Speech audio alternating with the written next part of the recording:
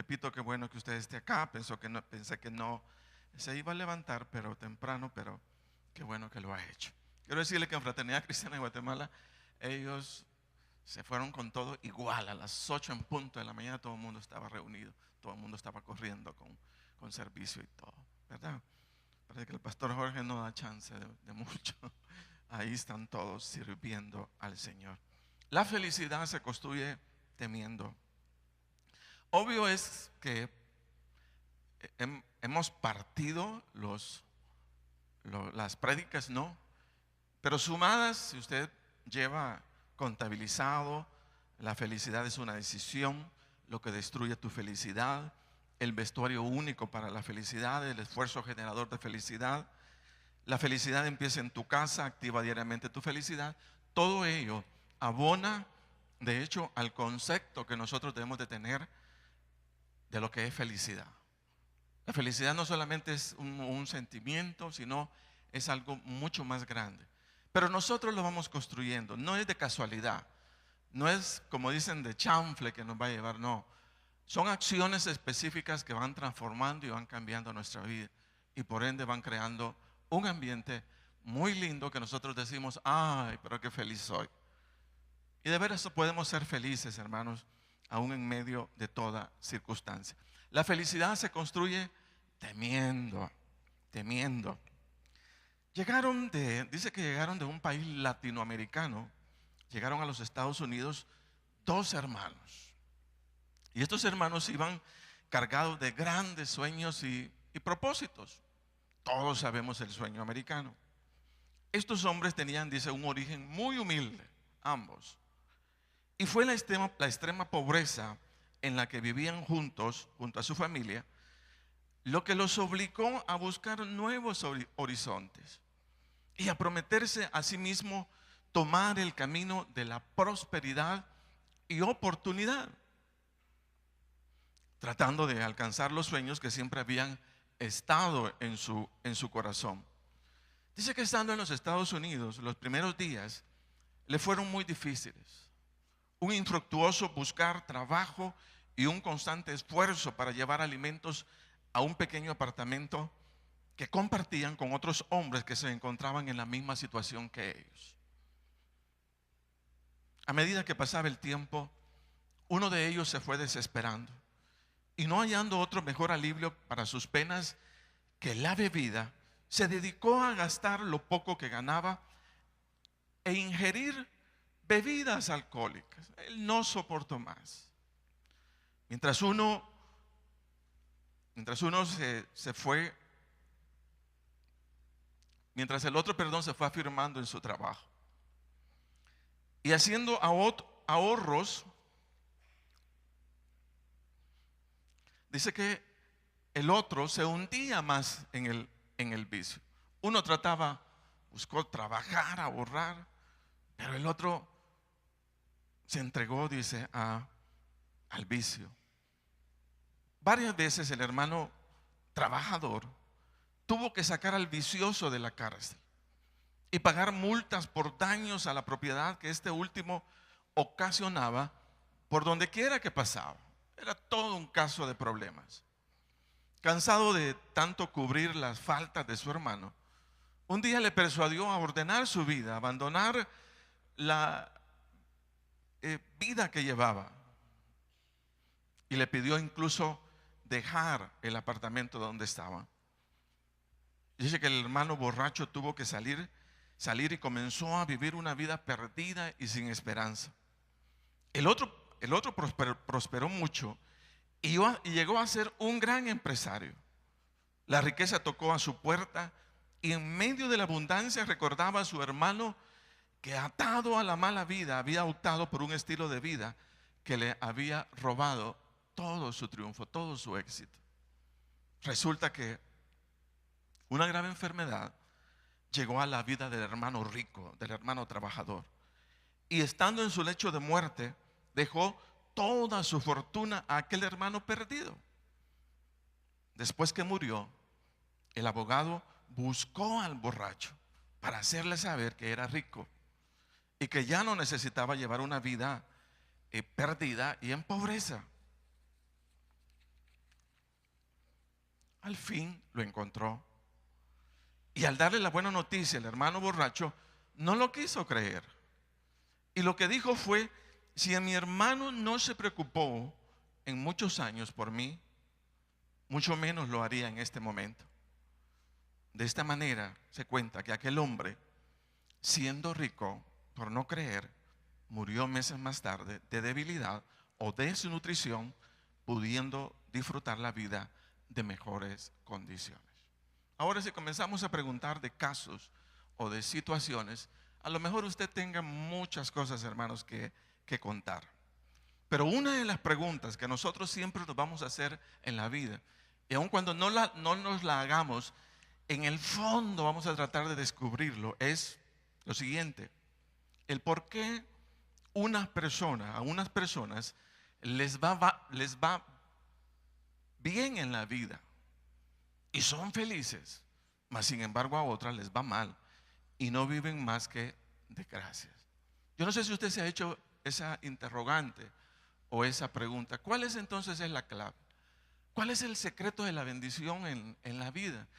¿Cómo saber que en mi vida me va a ir bien y no me va a ir mal? Eso es algo que necesitamos responderlo cada uno de nosotros, tenerlo muy claro en nuestra vida particular. Por eso no, de alguna manera, con el tiempo me he alejado un poco de lo que son sentimientos, porque lo que necesitamos no es sentir, lo que necesitamos es pensar en la palabra del Señor. Pensar muchísimo en la palabra, porque ahí es donde el Señor nos habla, entendiendo su palabra. Entonces ahí está. Si yo le preguntara a usted, hermano, ¿por qué las personas, a unas les va bien? ¿Por qué a otras personas les va mal en la vida? Fíjese que algunos atribuyen la felicidad, el éxito o la prosperidad de la vida a ese grado de inteligencia o capacidad intelectual con que las personas nacen. Hay algunas personas que son exageradamente inteligentes. Fíjese que yo tuve un compañero que él todo el año sacaba, en bachillerato, todo el año sacaba 2, 3, 1, 0. Y su gracia era esa: sacar 2, 1, 0. Él sentía, qué galán, sacó 2, 1, 0. Yo no encontré a una persona, fíjese, más inteligente que esa. ¿Sabe por qué? Ese amigo choteaba todo el año y cuando iba a reposición la pasaba con 10. O sea que su año lectivo a él le duraba un mes. Yo digo, ese fulano es inteligente, ese no es de ceros. Ese no es de ceros, ese no es de 2. Es más inteligente de lo que pensamos. Así lo hacía todo el tiempo. Él, 2, miren, 2. Y en un mes se tiraba el año y lo pasaba con 10. Ese fulano es inteligente. Hay muchas personas que son inteligentes, fíjese, inteligentes. Y algunos decimos, ay, si yo fuera inteligente, entonces yo sería la persona más feliz. Aun cuando oiga esto, se ha comprobado que existen personas con alto grado intelectual, pero con grandes fracasos en su vida personal. Porque aun cuando tienen un grado de capacidad intelectual, mire, les cuesta relacionarse con la mujer, les cuesta relacionarse con los hijos. No pueden, pero sacan 10. Química, matemática, física, todo extravagante. Entonces alguien ha dicho, no es el camino. La felicidad no tiene que ver con demasiada inteligencia. Estas personas razonan bien, relacionan bien, concluyen bien, pero fracasan y no son felices. Entonces no es por ahí. Algunos le atribuyen el éxito y la felicidad de la vida a la suerte u oportunidad que resulta en la vida de la casualidad. Al final nadie sabe de dónde. O de alguna posible fuerza desconocida que, impulsando la ocurrencia de hechos a nuestro favor, nos hacen ser felices y prosperar. ¿Será la casualidad la que hace felices, prósperos la vida de las personas? Esa es una interrogante, es otra pregunta que nosotros nos podemos hacer. Porque pueden ser caminos en un momento determinado. Yo me voy a ir por acá. Ojalá la suerte sea conmigo. Hay algunos que dicen, ay, qué suerte la tuya, ¿verdad? La oportunidad que se te dio en la vida. Y algunos dicen, qué leche la mía. ¿Será la leche? Así como dice, qué leche, qué oportunidad. Otros dicen que depende de la cuna o de la familia de donde nacemos, así será la posibilidad de éxito o fracaso que nosotros tengamos en la vida. Si hubiéramos nacido en un hogar donde todo el mundo fuera cómodo, entonces es obvio que nosotros estuviéramos en igual condiciones. Si usted nace, dicen ellos, en un hogar lleno de comodidad y abundancia, las posibilidades de éxito o felicidad son grandes.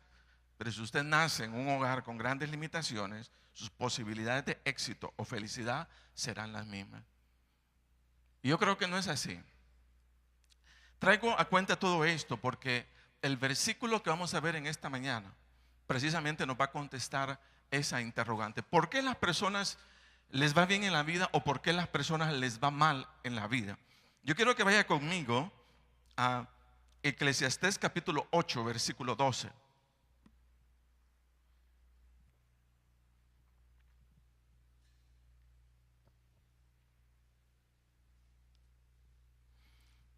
Y la palabra del Señor dice lo siguiente.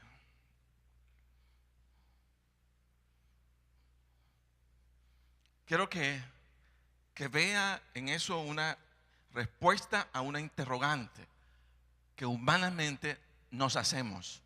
¿Por qué les va bien a unos? ¿Por qué les va mal a otros? Dice Eclesiastés 8:12. Aunque el pecador haga mal 100 veces y prolongue sus días, con todo yo también sé que les irá bien a los que a Dios temen, los que temen ante su presencia. El 13, y que no les irá bien al impío, ni serán prolongados los días, que son como sombra, por cuanto no teme delante de la presencia de Dios. Yo se lo voy a leer en la Nueva Biblia Internacional.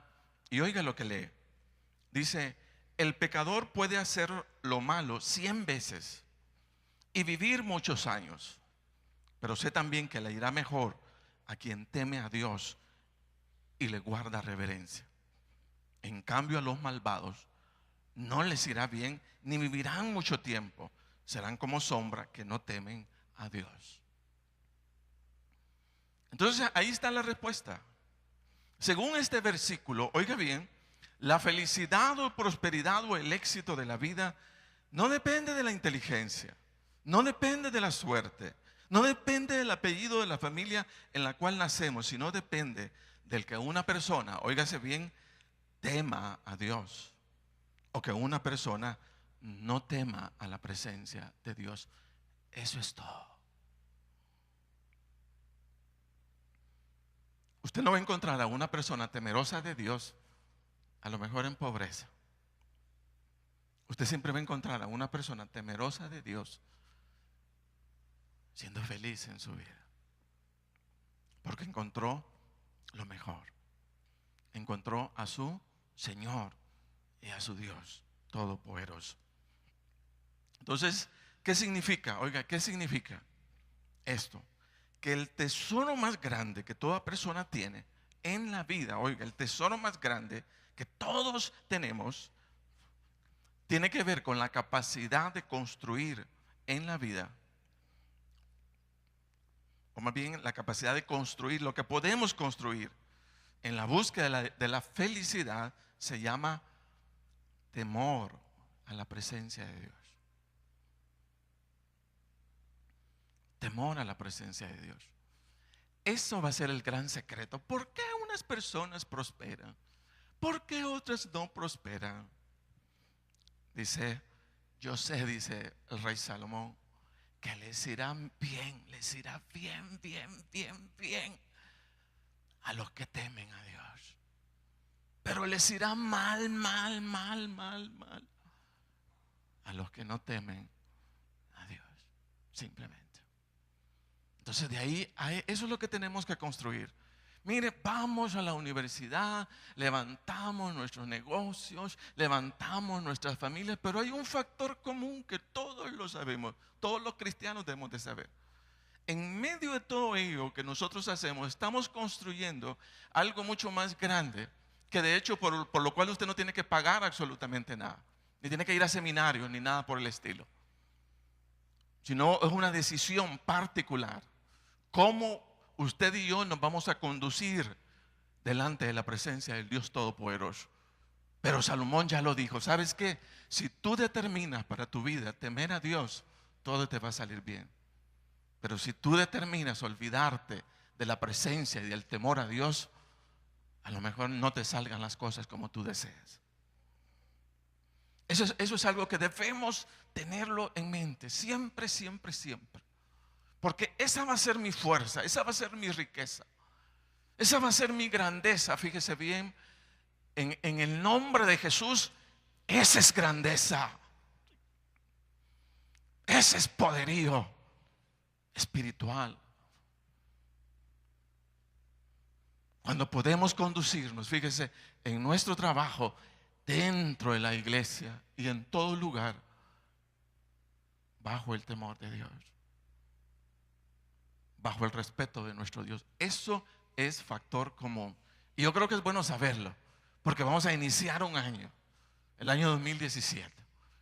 Y mi anhelo, mi deseo es que a todos los miembros de la Frater todo nos salga bien. Pero ¿qué tenemos que hacer? Temer a Dios, practicar su palabra, obedecer su palabra. Amén.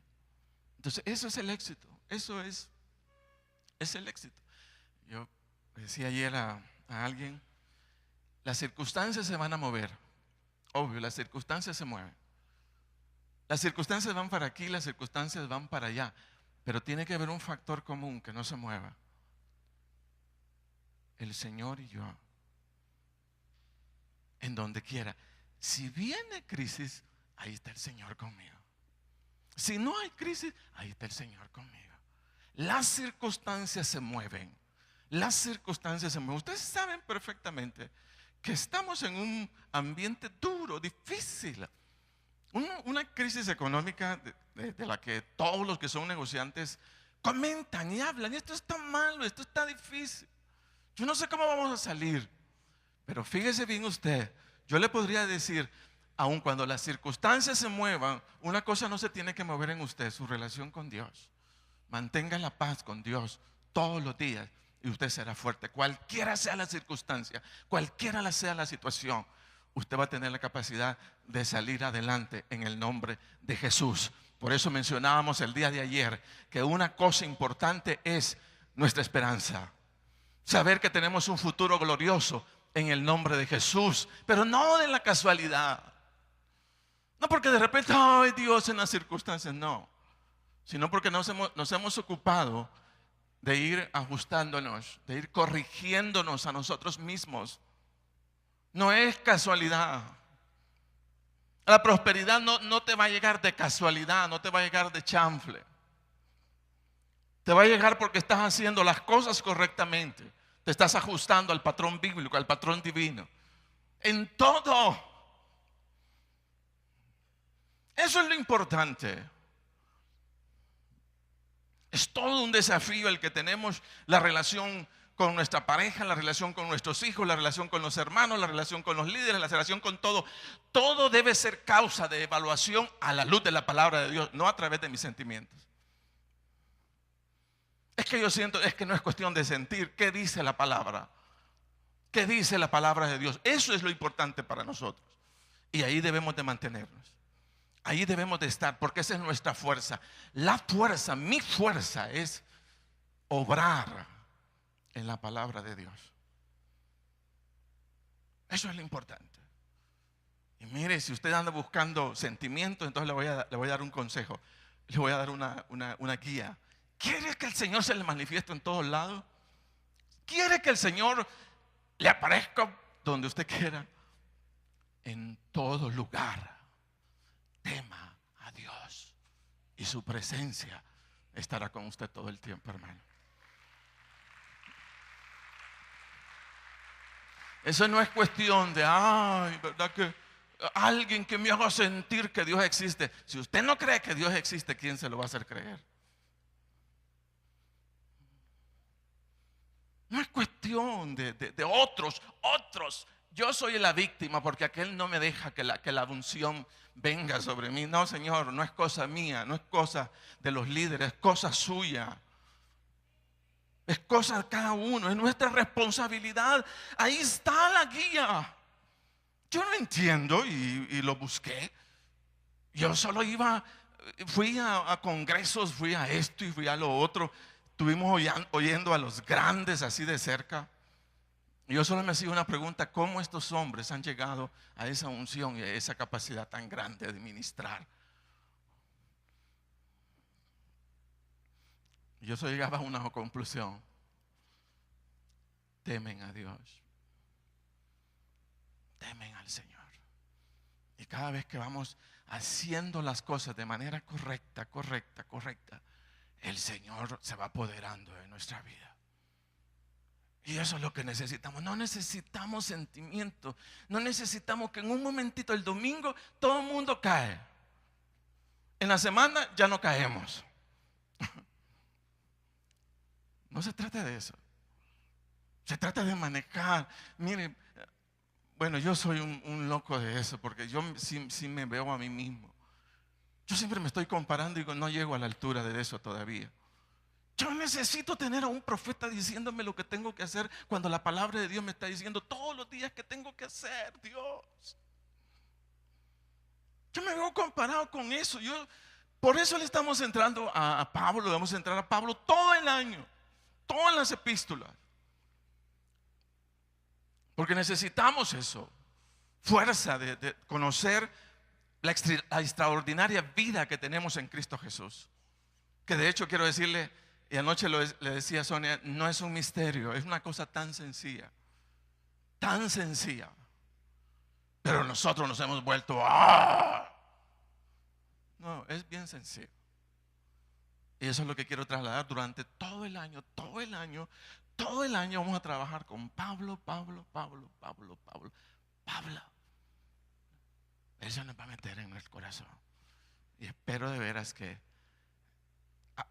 ocurra algo maravilloso. Pero qué maravilloso, ¿qué es lo que estoy pensando cuando digo maravilloso? Mi maravilla es que todos seamos reflejos del carácter de Jesús. Yo no estoy pensando, ay hermano, a saber qué va a pasar en la frate.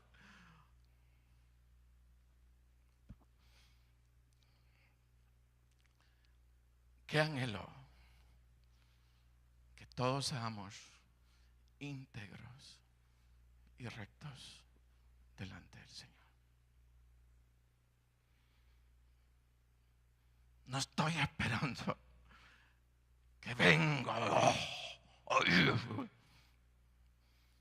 Cuando todos nosotros practiquemos la integridad, la rectitud y el temor a Dios, va a ser inevitable. La nube de Dios va a bajar sobre nosotros. Eso es lo que miro. Otros me hicieron bien otras cosas. Eso es lo que quiero.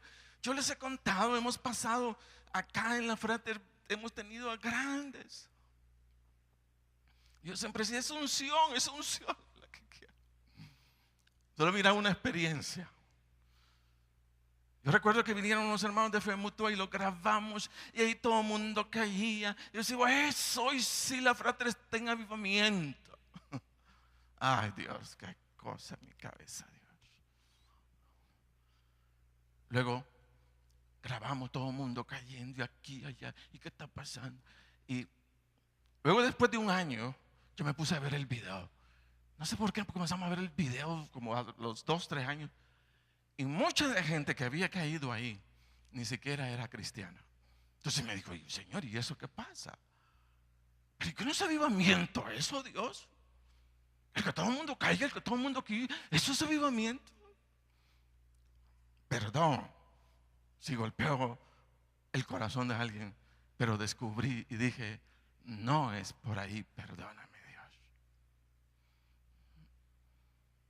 Porque si no podemos caminar en rectitud, porque si no podemos caminar en integridad, porque si no podemos caminar dentro del temor a Dios, podemos vivir cayendo toda la vida, pero vamos a ser los mismos rebeldes de siempre. No es por ahí. Necesitamos transformar nuestra vida al carácter de Cristo, y ese va a ser avivamiento para mí. Ese va a ser avivamiento hasta que todos lleguemos al carácter de Jesús en nosotros. Amén. Y se van a dar cuenta, hermanos, que entonces vamos a hablar de milagros. Ustedes me van a contar, fíjese que yo estaba ahí en mi trabajo y comencé a orar y cayó la gloria de Dios. La encontramos. ¿Pero dónde la encontramos? ¿El día domingo acá? No. En la decisión que todos los días tomemos de caminar en rectitud y en obediencia a Jesús. Esa es la clave del éxito. Amén. Entonces por ahí estamos. Está mero loco, hermano, pero por ahí andamos. Por eso quiero trasladar 3 consejos que nos ayuden a afirmar nuestra vida en el temor de Dios, de manera que la felicidad sea una experiencia de todos los días. Eso es lo que yo anhelo, que todos los días seamos felices, estemos contentos y estemos alegres con nuestro Dios y con nuestro Señor. Amén. Entonces son 3 aspectos que nos van a ayudar a encontrar la famosa felicidad en nuestra vida. Número 1, ocupémonos. Oiga, esta verdad me gustaría que de veras, si usted no está sentado, se siente y oiga lo que vamos a compartir en un ratito. Ocupémonos de desarrollar un temor a Dios sano, respetuoso o reverente. Dice Proverbios 14:26, en el temor de Jehová está la fuerte confianza, y esperanza tendrán sus hijos. Luego dice, el temor de Jehová es manantial de vida para apartarse de los lazos de la muerte. Y otro versículo dice, en el temor de Jehová, más bien está la fuerte confianza y esperanza tendrán sus hijos.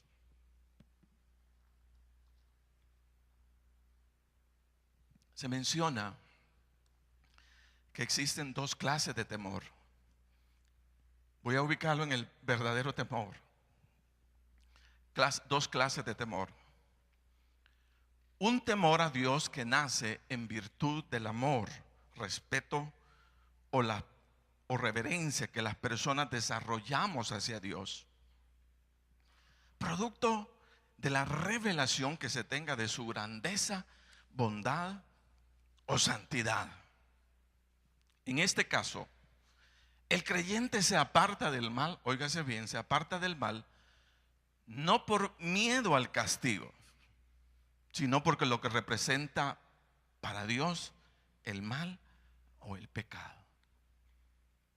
Eso es uno. Repito, oiga bien.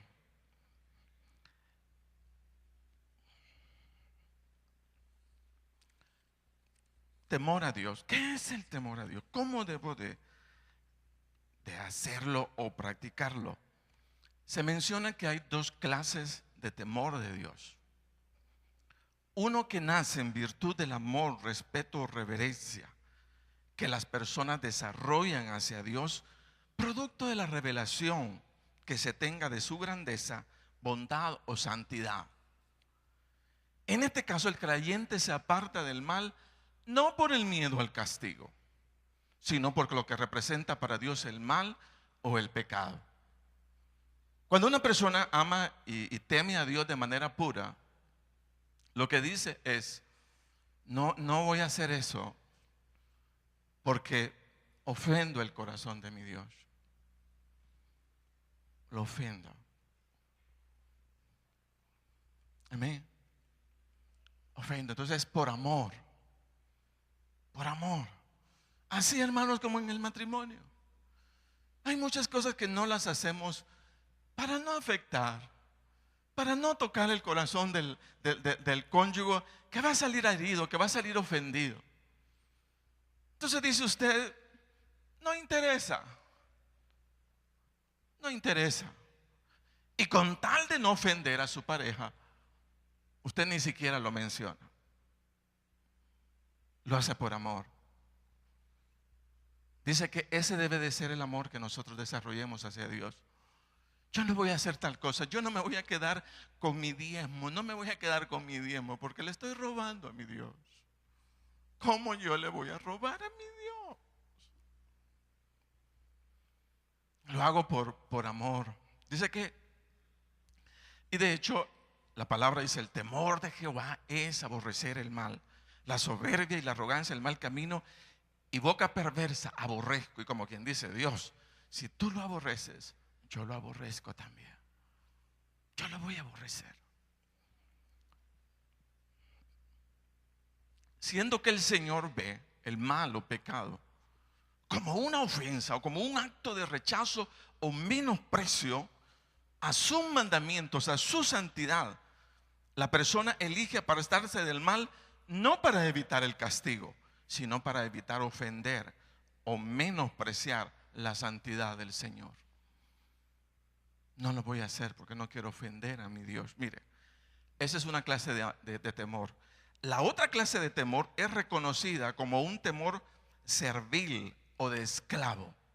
Este tipo de temor es el que se manifiesta en las personas evitando el pecado o la maldad, no por el respeto o reverencia que el Señor se merece, sino por miedo, castigo o consecuencias que se espera tengan las malas acciones.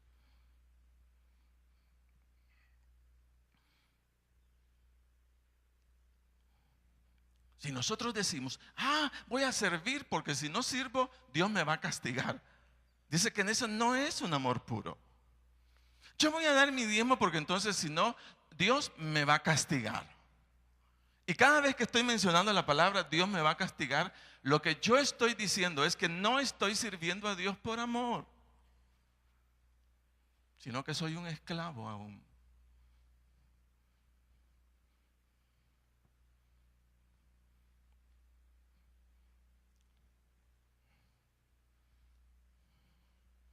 Entonces este tipo de temor es el que se manifiesta en las personas evitando el pecado, la maldad. Es cierto, no la hacen, pero no la hacen por respeto o reverencia que Dios tenga, sino porque me va a ir mal. En este caso, ya no obramos como hijos obedientes que aman a su Padre Celestial, sino como un esclavo que son obligados por la fuerza a obrar el bien y evitar así la condena o el castigo. ¿Cómo obramos el amor de Dios? ¿Cómo lo obramos? Sería la pregunta. ¿Por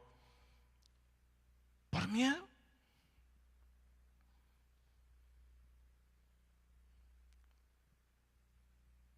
¿O por amor? ¿Verdad? Ya no estamos huyendo de las consecuencias. Simplemente nos agrada lo que Dios nos demanda. Y lo hacemos con alegría en nuestro corazón. Amén. Entonces no somos esclavos que estamos evitando el castigo. Somos hijos que amamos a nuestro Padre Celestial. Y todo lo hacemos por amor. Por amor a mi Dios. Gracias, Dios. Lo que me pidas, Señor, yo te lo daré.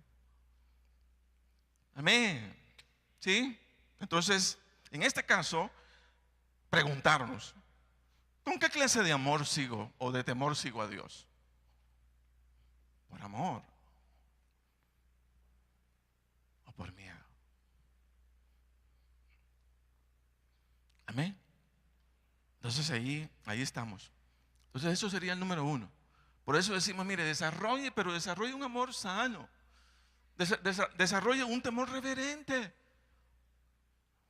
Desarrolle un amor puro, un temor puro a Dios. Pero ¿cómo lo hago?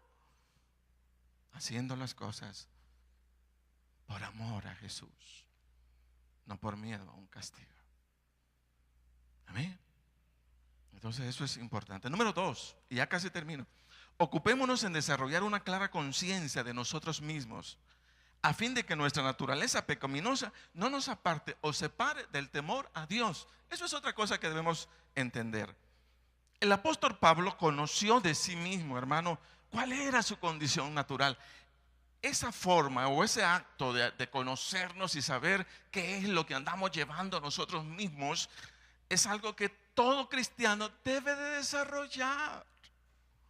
Usted no necesita que le digan que cómo es usted. Usted se conoce cómo es. Pablo se conocía cómo era y descubrió que en sus miembros, fíjese, o en su carne, había una ley o un gobierno empujándolo al pecado. Todos debemos de saber eso, que nuestros miembros no están hechos para servir, para buscar a Dios. No lo hacemos.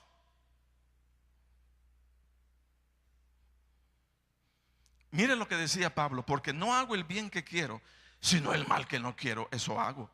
Y si hago lo que no quiero, ya no lo hago yo, perdón, sino el pecado que mora en mí. Por eso dice ley, porque el gobierno es una fuerza interna que siempre me va a impulsar a hacer todo lo contrario que Dios me demanda. Pero yo debo de conocerme.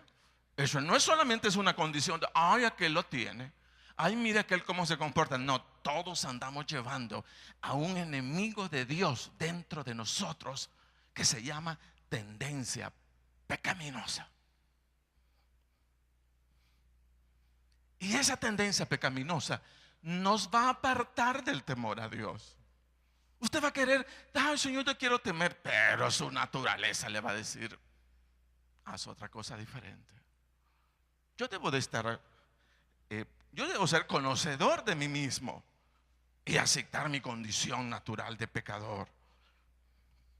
Pablo llegó a decir de sí mismo miserable, miren, miserable, al percibirse a sí mismo como un ser incapaz de obrar la voluntad de Dios. Cuando se descubrió, dijo, miserable de mí, miserable, ¿quién me apartará de este pecado de muerte? Y luego él dice, gracias a Dios por Jesucristo, Señor nuestro. Así que yo mismo con la mente sirvo a la ley de Dios, mas con la carne a la ley del pecado. Mire, si no somos capaces en vida física de entregar nuestro ser al Señor a fin de ser gobernados por su palabra, el destino de nuestra vida, gobernados por la carne, será el mal, el pecado, y nos saldremos fuera del temor a Dios. ¿Por qué? Porque no nos hemos conocido a nosotros mismos.